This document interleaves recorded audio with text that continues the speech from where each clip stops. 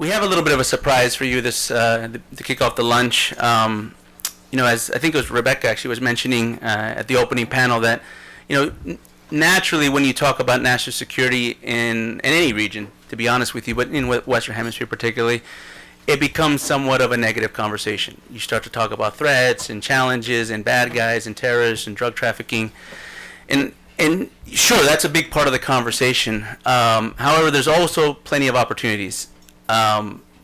Ironically, I think the region, not because of anything I think really that aggressively that the United States has engaged in the region, but frankly because of just the ebb and tide of political winds that seem to change for different directions, there have been openings in the region politically that has allowed the United States to align itself with certain countries, very important countries, that perhaps under previous administrations was much more difficult to do so. One of those countries that I think is very, very important, particularly for U.S. foreign policy, for Latin America relations, now for global relations, as the head of the G20, is Argentina.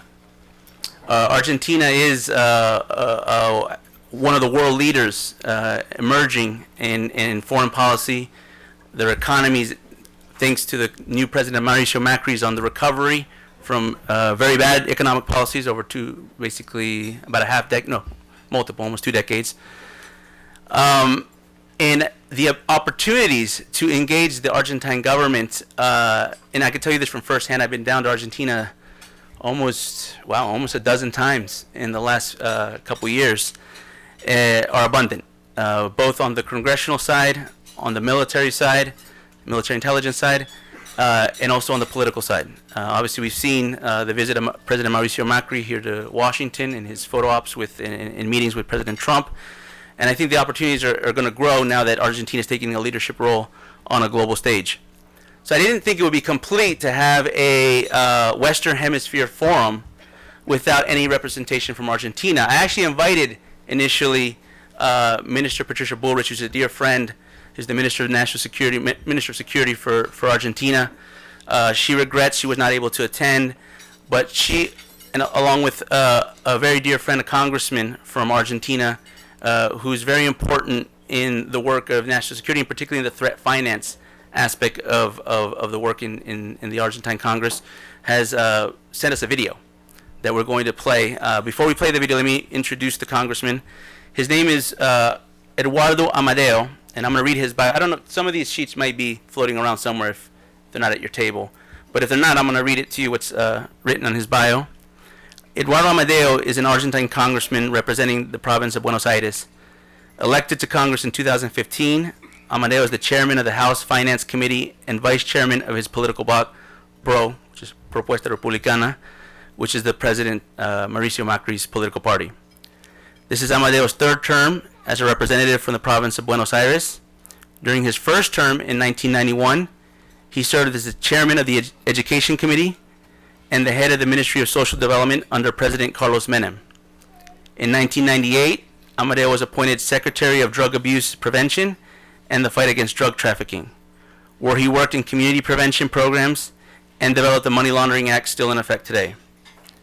In 2002, President Eduardo Dualde appointed Amadeo as his spokesperson and deputy chief of the cabinet. He then served as Argentina's ambassador to the United States in 2003, successfully rebuilding relations with the United States after the 2001 default. And as the chief of staff of the presidency of Mercosur in 2004, Amadeo was elected to his second term as congressman in 2009 before running for governor of the province of Buenos Aires in 2011. Amadeo graduated in 1970 with a degree in economics from the Pontificia Católica Universidad in Argentina. He also studied law at the University of Buenos Aires and was a graduate student at the University of Sussex in England. He specializes in social policy and works to improve public institutions' management of social resources through the Social Observatory Foundation. He's the author of several books on social diplomatic issues and is a frequent columnist in Argentine newspapers. The work that I mentioned that I'm going to be traveling to Argentina on Sunday.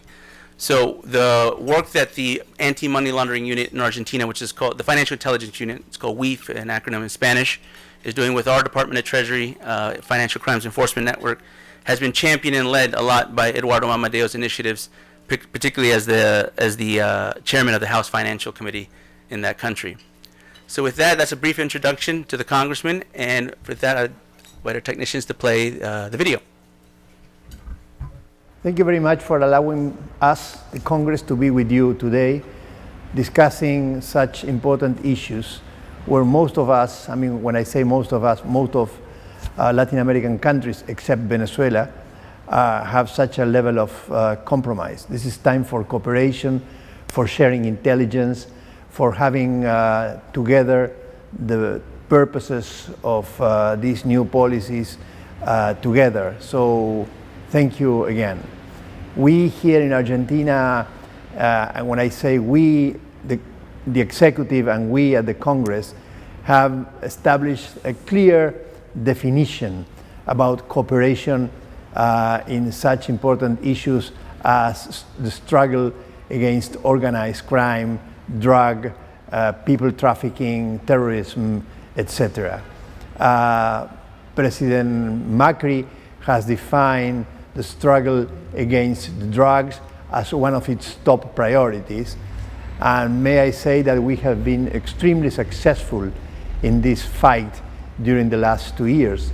The seizure of drugs has tripled, and we have been able to arrest big drug barons here in Argentina and in Colombia together using information provided by agencies from friendly countries. Also here in the Congress, we are approving almost every week one new agreement with third countries in order to comply with international regulations, exchange information, etc. This is a new mood in the way Argentina is treating these important issues. Also, very soon, we shall be approving a new law that eases the way banks and financial intelligence units will exchange data in order to make more effective the struggle against terrorism and money laundering. Therefore, that's what we are doing here in this key field, and we are very proud of it, and we are sure that this way we can cooperate with the rest of our friendly countries in the region. About Venezuela, President Macri has been very clear in his decision to support Venezuelans so they can restore democracy and help Venezuela, the country, to become again a friend and a member of the regional community. Here at the Congress, 2/3 of the lawmakers support President Macri's decision. We have been also very active in the international arena. There has been a meeting in Lima a couple of months ago where the speakers of most Latin American congresses have joined in order to define in a statement our policy and our actions towards Venezuela and Maduro's government. Also, we at our bloc, our majority bloc in the House, we have decided to help the Inter-American Commission for Human Rights in their investigations about human rights in Venezuela. If those investigations succeed, soon we shall see Maduro and his gang being condemned by the international community, and therefore it will be very difficult for them to travel abroad without being jailed by the international community. We support and applaud the decisions taken by the US, Canada, and the European Union that impose sanctions on the Venezuelan Politburo. Hopefully we shall soon follow in Argentina that very intelligent decision taken by other countries. We welcome also the decision taken by several members of the House of Representatives of the United States Congress creating the Argentinian caucus. That decision will definitely help and improve our already very good relationships. The Speaker of the Argentine House, Mr. Emilio Monzó, has sent a letter to his colleagues at the House supporting this decision and saying that we will soon develop new ideas in order to foster this initiative. This is very important because that will help the type of relationships that we have with the United States. Summarizing, Argentina is committed to work hard in the region in order to fight against organized crime, in order to exchange information, in order to help other countries that need, and also to work together with all of you in order to help Venezuelans to restore democracy in their country. Thank you very much.